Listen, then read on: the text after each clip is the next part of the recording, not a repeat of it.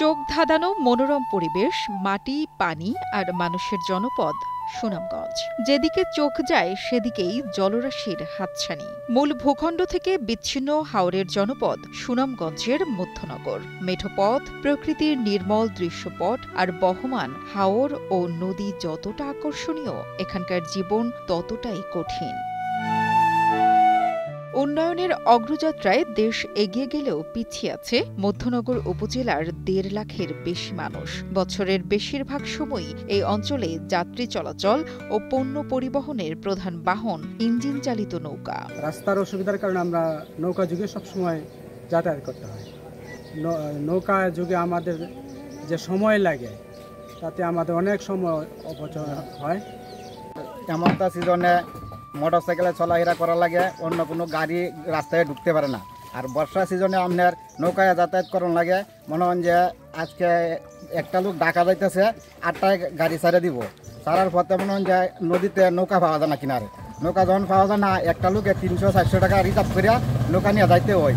গাড়ি তার ফেল যাইব, এই কারণে 300-400 টাকা তার এমনি লস হয়ে যায়। এই কারণে মানুষ অনেক কষ্টের মধ্যে আছে। হাওর বেষ্টিত জনপদে নেই ন্যূনতম চিকিৎসা সুবিধা। অসুস্থ হলে ভরসা কেবল পাশের ধর্মপাশা উপজেলা স্বাস্থ্য কমপ্লেক্স অথবা প্রায় ৯০ কিলোমিটার দূরের ময়মনসিংহ মেডিকেল কলেজ হাসপাতাল। কিন্তু দুর্গম যোগাযোগ ব্যবস্থার কারণে অনেক সময় হাসপাতালের পথেই মারা যায় রোগী। বান্ডেল থাকলে প্রতি সেনমানিতে টাকা বাঁচবে। বিকাশ সেনমানি বান্ডেল কিনে জিতুন প্রতি লেনদেনে। হাসপাতাল নাই, এরপরে আমরা অসুস্থ হইলে পরে এক গেলে ধর্মপাশা আর নাহলে যাওয়া লাগে ময়মনসিংহ। এই নৌকায় যায় দৌড়াদৌড়ি করতে অর্ধেক মানুষ জায়গা মারা হতোই রাস্তাতে বাইরে জায়গা। তখন আমরা এলাকা হাসপাতাল যদি আমরা হয় যান আমরা কোনো শান্তি হইতে পারি। আমরা মনে হয় এটা হাওয়ার এলাকা, আমরা রুগীর লাগে আমরা অনেক কষ্ট করার লাগে। হ্যাঁ, আমরা এই উপজেলার মধ্যে আমরা কোনো বড় হাসপাতাল নাই, আমরা অনেক কষ্ট করার লাগে। এর ধর্মপাশা যাওয়ার লাগে, নাহলে ময়মনসিংহ যাওয়ার লাগে।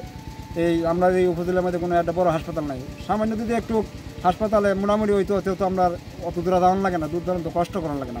অনেক বিরাট আমরা কষ্টে আছি। চিকিৎসা ও যোগাযোগ ব্যবস্থার মতো শিক্ষাতেও বঞ্চিত হাওরের মানুষ। বর্ষাকালে পানিবন্দী হয়ে পড়ে প্রায় সকল শিক্ষা প্রতিষ্ঠান। নিয়মিত ক্লাস না হওয়ায় শিক্ষার্থীদের পড়াশোনার আগ্রহ কমে যাচ্ছে।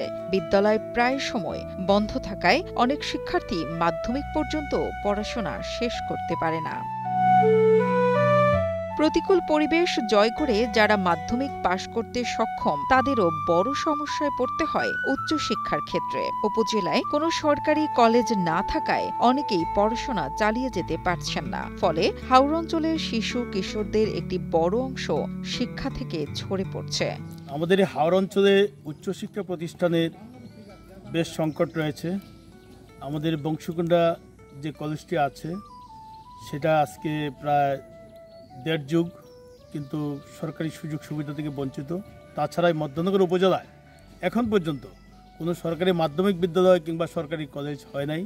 আমি আশা করব যদি একটি সরকারি মাধ্যমিক বিদ্যালয় এই বংশীকুণ্ডা কেন্দ্রস্থল এখানে যদি হয়, তাহলে এই হাওর অঞ্চল থেকে যারা এসএসসি পাস করে তারা যে ড্রপ আউট হয়ে যায়, এটা অনেকটা লাঘব হবে।